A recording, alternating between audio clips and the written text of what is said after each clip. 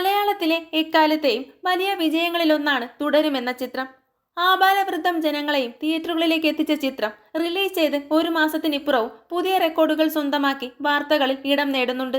ഇപ്പോഴിതാ 30-ാം ദിനത്തിൽ നിർമ്മാതാക്കളിൽ നിന്ന് എത്തിയിരിക്കുന്ന ഒരു പ്രഖ്യാപനം അത്തരത്തിൽ ഒരു റെക്കോർഡ് ഉറപ്പിക്കുന്നുണ്ട്.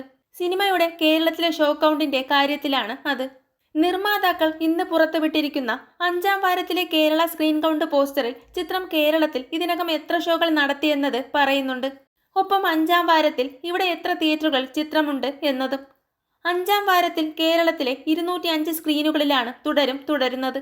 വൈഡ് റിലീസിന്റെ ഇക്കാലത്ത് സിനിമകൾക്ക് സങ്കല്പിക്കാനാവാത്ത നേട്ടമാണിത്.